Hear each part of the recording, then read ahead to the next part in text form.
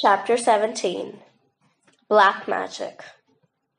Fearful of what had happened to the sculptress, Jean ran to the studio. The queen lay on the floor, covered with a crocheted afghan. She was unconscious. Beside her knelt a doctor who was treating a cut on the back of her head, while Louise watched anxiously.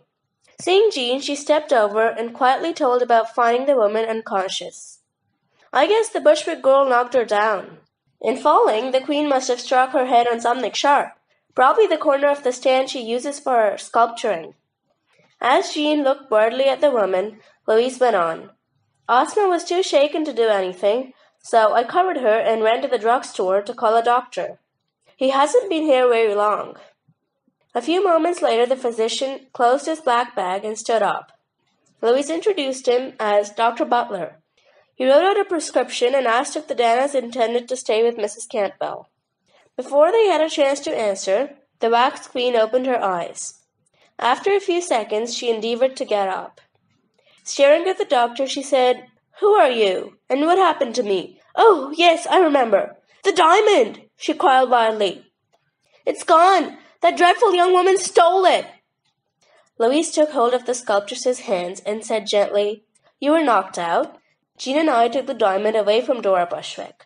The police have it now." "Thank goodness!"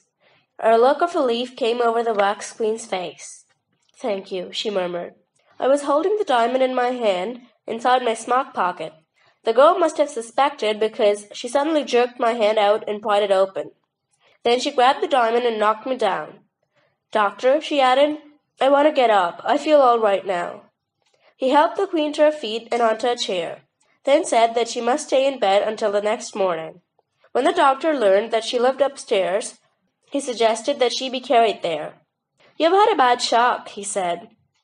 "I'll sleep right here," the sculptress said. "See that big chest in the wax room? It converts into a bed. I'll stay there." Dr. Butler nodded. He asked if one of the girls would pick up some medication in about 10 minutes.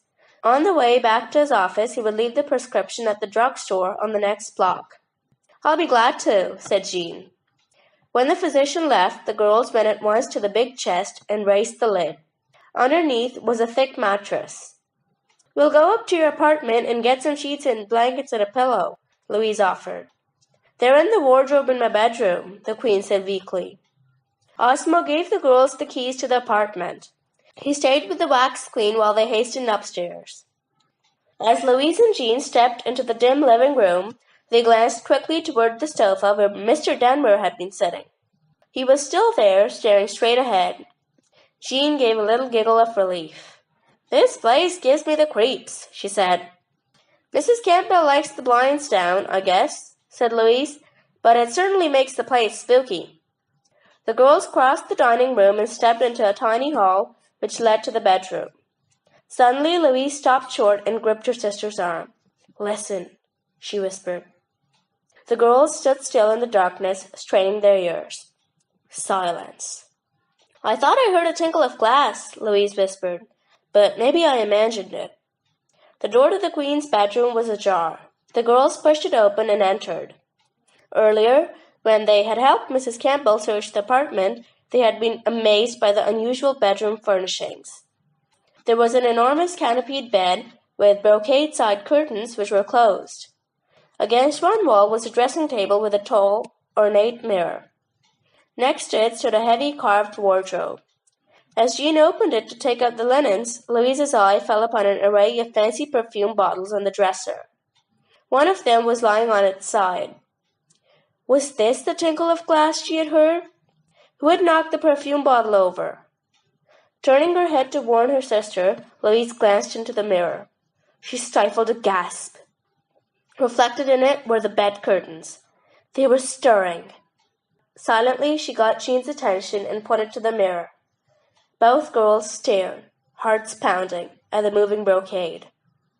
Suddenly, Louise took a deep breath, strode to the bed, and jerked the curtains open. A sharp hiss sounded, and the girls jumped back, startled. There was Caesar, the cat, arching his back and glaring at them. The Danas collapsed into laughter.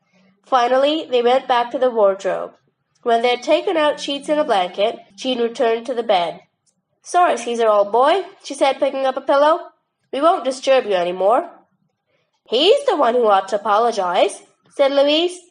He knocked over a perfume bottle and scared me out of a year's growth. When the girls reached the wax room, they started toward the chest to make up the bed. Wait, the Queen said. You girls have been very kind. As a reward, I'll show you my great secret. Help me to the bed. They obeyed. Then the sculptress lifted out one side of the mattress and told the girls to look below it. Revealed was a marvelous collection of wax dolls arranged side by side in a long tray. They're exquisite, Jean exclaimed. Did you make these? Oh, no, the Queen responded. They date back many centuries. I've been collecting them for years. They represent famous kings and queens of long ago. She pointed out Mary Queen of Scots, Empress Eugenie of France, and Queen Isabella of Spain. They're the loveliest, I think. Warming to her subject, Mrs. Campbell told the girls that the art of portraiture in waxes was older than the art of painting. In the 15th century, busts of noble gentlemen and ladies were often carved in relief on small wax medallions.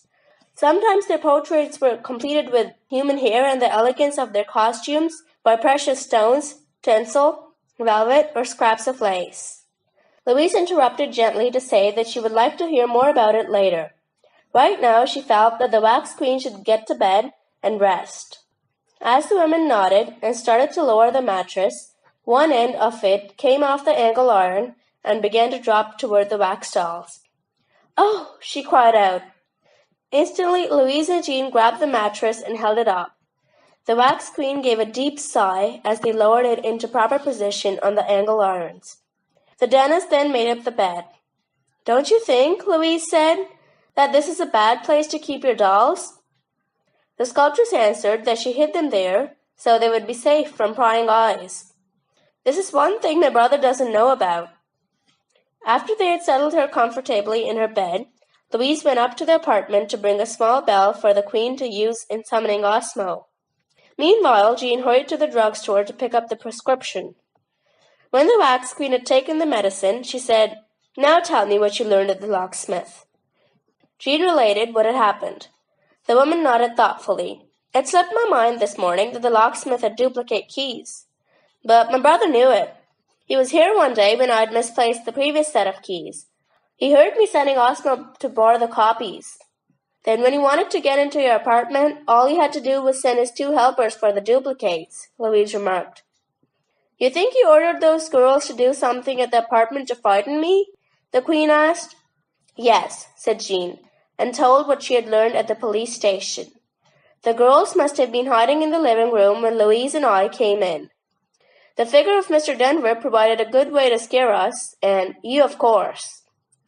A thought came to Louise. She asked the sculptress, Does your brother have a family? The wax queen frowned. Why do you ask? Louise smiled. One of my hunches, I guess. I wonder if those 2 girls who help him at carnivals are related to him. They might be. My brother has 2 stepdaughters. I've never seen them.